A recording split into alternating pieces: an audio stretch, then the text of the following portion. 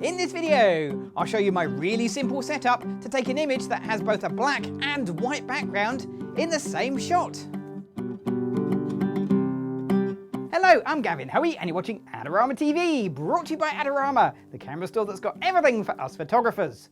Now in the past in my small home studio, I've shown you how to do black backgrounds, I've shown you how to do white backgrounds. Well, today I'm going to show you how to do a shot that has both a black and a white background at the same time. This should look really dramatic and it's surprisingly simple to set up. So let's get some lights set, let's get a model in, let's get shooting. So to help me out today, I've got the awesome Charlotte. Charlotte's going to be the model for this, but before we get to making a white background, I actually need a black background. And I'm really lucky because in my studio right now, I actually have a black background set up. You can see it there. Yeah, I know it's technically a grey background, but for that grey to appear black, all I need to do is really underexpose it. So my usual camera settings should give me a black background, but if I go and have a look at the histogram, I can see that it's pretty much black, but it's not totally black. And for this technique to be a real success, I want that really deep black background. So rather than being at f5.6, I'm going to go for f11. That should do the trick. Let's try that. Here we go. Yeah, now that black side, which is the right side as we're looking at this picture, is really deep black. So now I need a pure white background, and my pure white background is going to come from the softbox. All I'm going to do is shoot directly into the softbox and it's going to appear white if we set it correctly. So to do this, I'm going to get my flash meter. You don't have to use a flash meter, you could do trial and error, but this just makes life a lot more accurate. Now remember, I've got my camera set to f11. That is the target I'm looking for the amount of light coming out the softbox. I'm going to meter this roughly at the back of Charlotte's head. So let's just see how much light reaches the back of her head.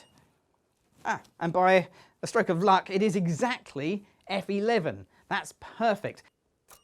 We've got pure white one side, pure black the other, but obviously Charlotte looking at the camera doesn't quite work because light doesn't reach her face, so she is pretty much a silhouette. So the solution for this is actually really simple. Charlotte, can you turn and face the wall over here?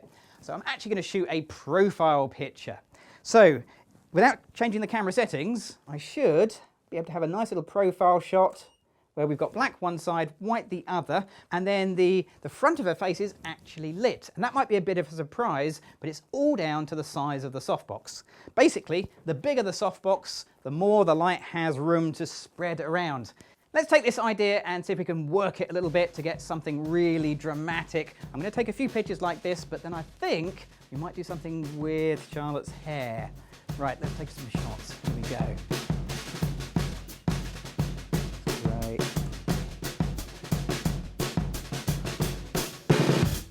Okay, so if you want to pull your hair right the way around to the other side. So Sam, are you ready with the wind machine? Go for it.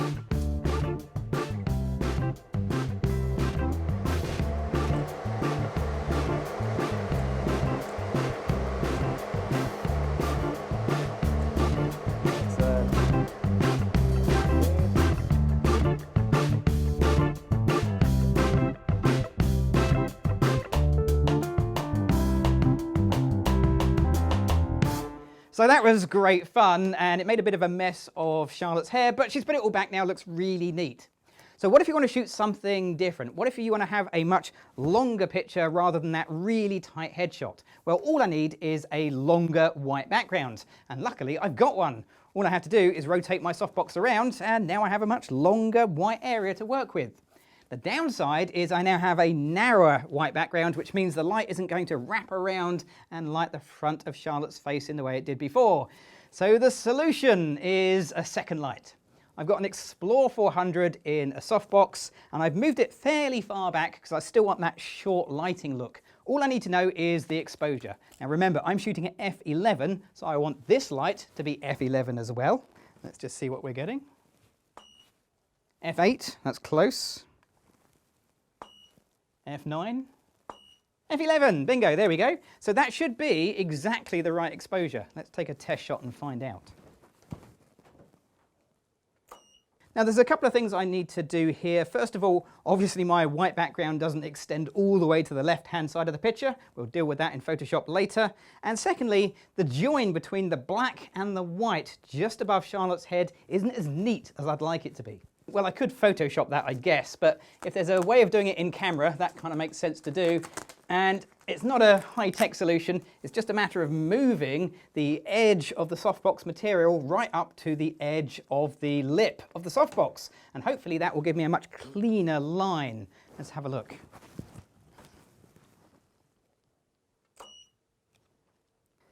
Yeah, and that does a great job. It's not absolutely perfect, but it's a lot closer. Okay, so let's take a few shots like this. Charlotte, are you ready? Okay, here we go. Great. And change over hands for me. Just extend one finger out, so you're just resting one finger under your chin. That's the way. Perfect.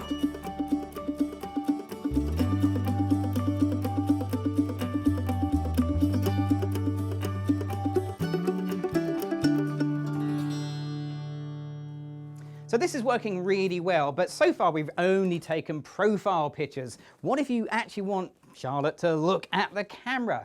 Well, if she looks at the camera as I've got the light at the moment, then she's going to have split lighting, lit one side, pretty much shade the other side. So I need to take my second light and move it into a position where it will light her face. So that means bringing it round towards the front and getting it a little bit higher.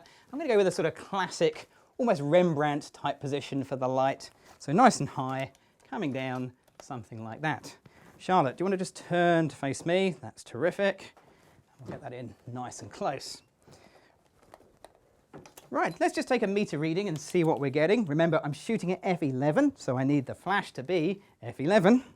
It is f18, because it's much closer than it was before. So we can take the power down quite a bit until I get to f11.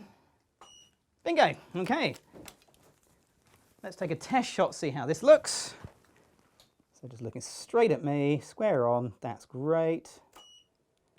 So that works really well. We've got that split lighting in the background. We've got great lighting on Charlotte. We can actually see into her eyes. I think we're ready to do a shoot.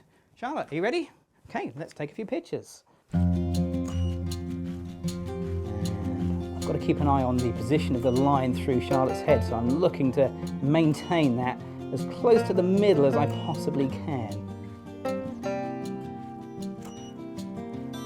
Okay, bring yourself square onto me, so you're going to turn that, perfect, but look up into the light.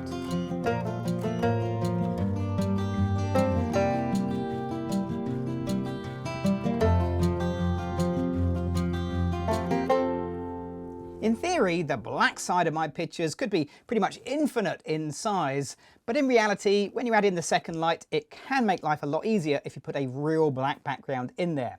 The white side is always limited to the size of the softbox. Bigger is obviously better, but you can enlarge it in Photoshop. Let's have a little look.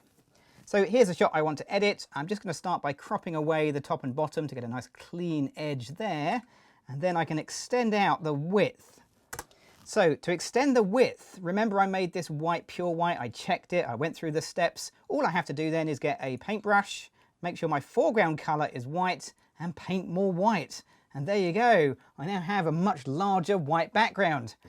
The thing is, if you shoot in RAW, you might want to check that white really is white. Let's have a little look. So I'm going to go to Filter, then go to Camera Raw Filter, and from here I'm going to turn on the warnings for both the highlights and the shadows.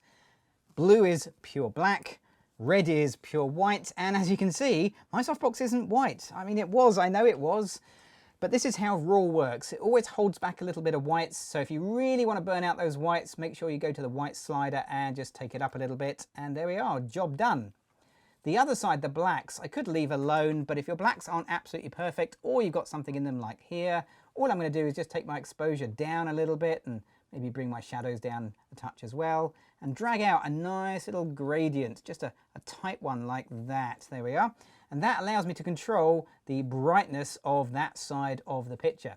And with a few little tweaks, adjustments and changes, there it is. There's my final picture completed. Well, there you go. If you've enjoyed this video or you've got a question about it, leave me a comment below. Click on the bell icon to get notifications of all the brand new videos right here on Adorama TV. And of course, click on that subscribe button. I'm Gavin Hoey. Thanks for watching.